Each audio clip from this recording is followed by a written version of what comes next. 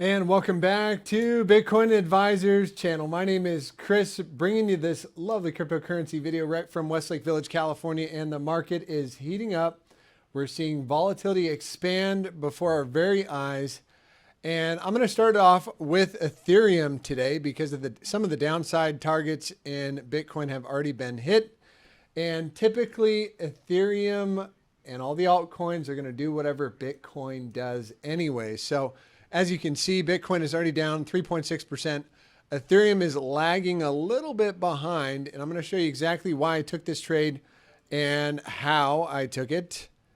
And here's what it is. On the 2-hour time frame, we have the 4-drive philosophy. It's clear as day coming back from this point right here. So we have 4 drives of hidden bearish divergence. And what is that? When price is making lower highs and RSI is making higher highs. So here's our clear stop and reverse points. 1, 2, 3, 4. Boom. And it was confirmed on this candle. Not the best place to be taking it, but since Bitcoin's bleeding out, the stock market is bleeding it out, and the dollar is rallying to the moon, I think we have kind of the right recipe for success here. So what do I do once I... And there's going to be a lot of buy the dippers on Ethereum actually right here at this pivot. Why people like to buy the retest of the triangle. I could be completely wrong here, but I think we're going to blast through it just because of what Bitcoin is doing. So here we got 4 drives of hidden bearish divergence, and that should give us a shot to the 2618 fib, which is going to come in right here. So now that I mark these areas off, my risk management, I'm going to put right above the prior wick from the following candle. So this was the closure. That is the candle below, and that's the prior wick right there at 1780. And you may want to adjust that to even just above the 382 here, 1645 in that region. But that is what I'm going to do, and I'm going to show you how I do it here on KuCoin. So, and what I like to do is make sure I use the same tools, because TradingView is not going to be the exact same prices as the exchange for some reason. I don't know why, but I will tighten it up using candle bodies from the low to the high.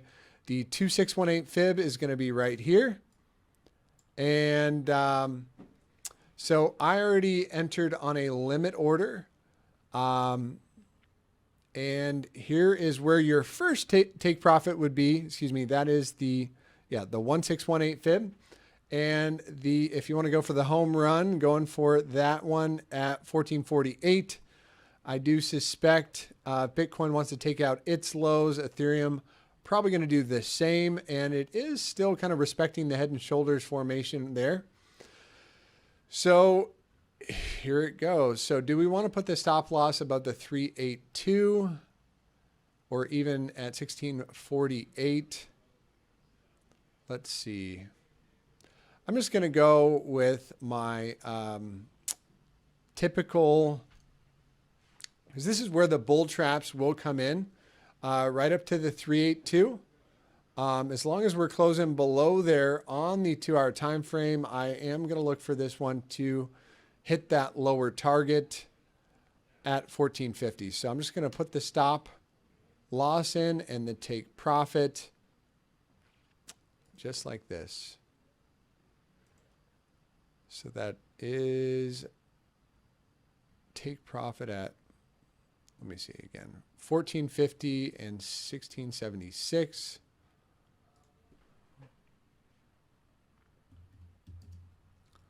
And 1676. And that is where I'm going to set that at. Then we'll jump into some Bitcoin price action here in just a moment. So 1450 and 1676. That's where I'm going to leave that. And I do want to get into Bitcoin and just check in on this guy on a 4-hour. Now, Sometimes you do want to bounce off of this trend line. This is coming way back from over here. Pretty nice trend line. And for those people that are bullish on that Ethereum merge, hey, I could be completely wrong, but you know, we've got a lot of bearish news on the board. The dollar's rallying. The stock market looks like it wants to melt down. You've got a couple things coming up this month. September 13th, you got the CPI data release. And then September 20th and the 21st, you've got the Fed, the FOMC meeting where they're going to tell us how high they're going to raise the rates, I believe. What else did I want to talk about? So as NASDAQ is getting a little bit of a relief bounce, I'm assuming Bitcoin is doing the same. I did already take profits on this trade. And that was based off of the 4-hour time frame, which I just went for the close enough is close enough. So typically what happens, let's say you are late to this party, momentum is crossed to the downside on the 4-hour time frame. And you've got this descending triangle, which we've been kind of looking at for some time. And if you want to measure it out, it's something like this. And something like this. Now, this is not the big move I'm looking for. This is more of the initial move. And see what happened. Everybody had that measured out exactly like that. And people front run those profits just a little bit. Almost hit it to a T. There is another hour and 46 minutes left on this candle, and we will cross back to the upside. Here's where invalidation comes for a fake out move. And that would be back above 20,152, any kind of a 4-hour closure above there. And I do believe we're going to get about $1,000 rally up to that purple 200. So things can turn on a dime in this market. Best to be aware and to make sure you have your risk management in place. What else did I want to know? So 4-hour volatility is just beginning to expand. And then we got the 6-hour, which is just beginning to expand. Above the 20 percentile, the move is in place. And what I would like to do personally is if we could get a nice little backfill on this candle and the retest of this breakdown, I think would be an excellent opportunity if you ask me. So is Ethereum going to follow suit with Bitcoin and the rest of the market? Is the dollar going to continue to head onwards and upwards? And here is my target on the dollar, which we've been talking about for some time. We said 110, we got to 110, but after this breakout, which we got confirmation there, we got a retest back down and lift off. First target is the 1618 right there. And we do have several drives of hidden bullish divergence coming back from this point right here. Right here. So we got 1, 2, 3. Gets you a shot to the top side of the range. And maybe we're going to have one more come back down because we have bearish divergence on the other side. And that would be coming back from this point right here. 1, 2, 3, 4, 5 if this confirms as a local high. However, we had such a strong monthly close on Bitcoin, I believe, or excuse me, on the dollar. The higher term time frames will take over, and we are closing above the topside shoulder band. I will expect this one to continue onwards and upwards as long as we are closing above the topside shoulder band. Trend is in motion, and there is a 114 target right above 110 if that breaks. And so again, dollar bullish, bad for Bitcoin, bad for stocks. Let's just check in on NASDAQ. So NASDAQ looks like it does want to come back down to the green 55, somewhere in this region, wipe out the gains for the year, or wipe out the bounce for the year. I believe we are down for the year since January. Market really taking a nosedive as the Fed is beginning to tighten. And yeah, any kind of a closure below here is not going to look good for NASDAQ. I think the next target down would be something like this. And we revisit the March 2020 lows somewhere in this region here for the NASDAQ. That would be quite awful for Bitcoin. Back onto Bitcoin and its monthly chart as well. Something good to keep an eye on is the monthly chart. And so when am I looking for the big move to take place? And I'm glad I have these Bollinger Bands on here. And really, that is the move. Anywhere, any kind of a daily closure below 18,500. And I do believe we'll be heading down to a minimum of this target at 16.7 to, actually, in fact, I'd probably move that down to 14,450. So that's kind of the next line in the sand. I'm glad we got this up here on the daily time frame for spot price action. Let's line it up on CMEs here. And the CMEs say this guy right here. So any kind of a closure below 18,240. That's going to be on the more conservative side. Some people will front run it right here. So again, based on spot price action, and the 2-day time frame, what did we talk about? The same 4 drives of hidden bearish divergence, which was coming back from this point right here. We had 1, 2, 3, 4. So where was our technical target if we are using bodies, right? The technical target is going to be down here at 16,000 on the 2-day time frame.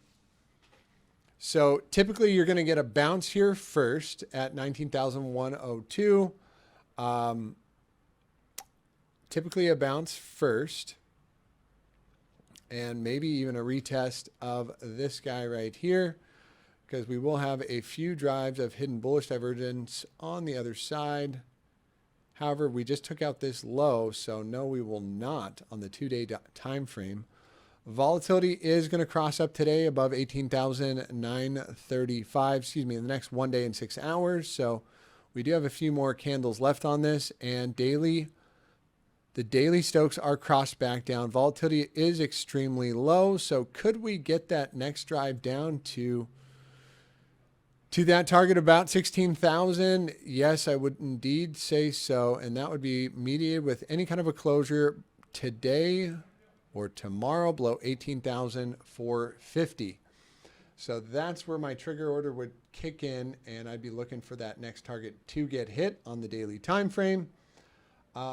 Otherwise, something else on the board that kind of had me consider that we may not, we may bounce it off this one more time here is the open interest is relatively low. And when I'm talking about open interest, I'm talking about all the leverage positions on the board. And open interest is relatively low here, coming in at this guy right here at 8.7 billion. So typically we want to see it up around, I don't know, 12 billion to get a 20% move. Let's line that up with the last major correction in Bitcoin. It's coming down from this point, August 15th. So August 15th, where is that on the chart? August 15th was right here. So open interest was at 9.5 billion. So 10 billion. That got us a nice 20% move to the downside. The other thing that's still in play here is the 2-day volatility is actually starting to decline here on spot price action. However, on CMEs, it is still present and erect. And what does that mean is that we could get a little bit stronger of a move on CMEs. And there's been quite a premium difference in price on CMEs versus spot. So how do we mediate that? Well, the same 4-drive philosophy would be coming back from this high here. 1, 2, 3. That's not really a high. I would say this is a 3-drive move. So typically I'd be looking for a move to the first target, which is let's see if we use that as the low. Yeah. So the first target here is going to be basically hit at 18,500. If we take this out, the next target is going to be down here. Probably this bottom side of this Trollinger band coming in at 15,400. Again, these will cross back up, and it's hard to keep them down here. As we've seen on spot price action, the Stokes are going to cross up today above 18,936. And volatility declines. So do we get a little bit of a mean reversion bounce? That's personally what I would like to see. So I could get in on the next leg, perhaps down. That being said, I'm going to wrap it up here today, guys. Hope you have a blessed and highly favored day. Let me know in the comments below if you want me to cover any other coins. Take care.